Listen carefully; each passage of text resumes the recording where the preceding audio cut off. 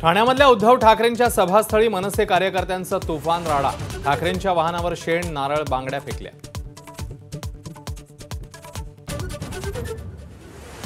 उद्धव ठाकरेंच्या सभास्थळी गोंधळ घालणारे मनसेचे कार्यकर्ते पोलिसांच्या ताब्यात। ईट का जवाब पत्थर से देणार, मनसे कार्यकर्त्यांचा इशारा।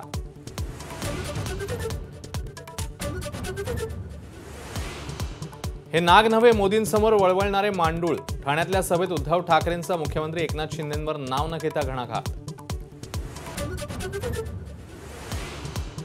मंत्रालय मुंबईला हवंय की अहमदाबादला, उद्धव ठाकरेंचा टोला। तर विधानसभेत मशालीची धग दाखवून देणार, ठाकरेंचा इशारा। ज्याने दिल्लीच्या तोंडाला फेस आणला तोच आमचा फेस, खासदार संजय राऊत यांचा घणाघात। पुढच्या 3.5 महिन्यात राज्यात दंगली घडवण्याचा डाव, पवारांनी जाती जातीत तेढ निर्माण केली, राज ठाकरेंचा थेट आरोप। मनोज जरांगेंच्या आडून ठाकरे आणि पवारांचं राजकारण, संभाजीनगरमधून राज ठाकरेंचा आरोप। तर वाटेला जाऊ नका, मोहोळ उठलं तर सभाही घेता येणार नाहीत, पवार आणि उद्धव ठाकरेंना इशारा।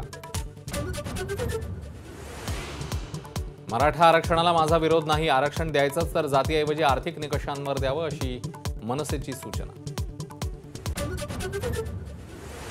मला अटक करण्यासाठी 4 षडयंत्र केली होती, परमबीर सिंग यांच्या गौप्यस्फोटानंतर फडणवीसांचा मवियाच्या नेत्यांवर आरोप।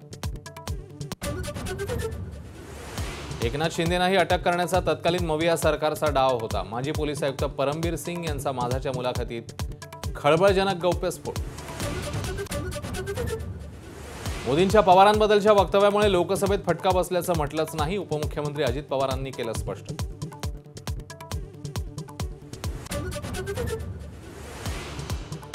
मुख्यमंत्री एकनाथ शिंदेंकडून कोल्हापुरातील केशवराव भोसले नाट्यगृहाची पाहणी, नाट्यगृहाच्या उभारणीसाठी 20 कोटी रुपये देणार, मुख्यमंत्र्यांची घोषणा।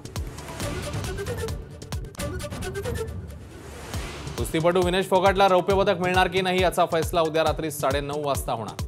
क्रीडा लवादाच्या निर्णयाकडे कोट्यवधी भारतीयांचं लक्ष।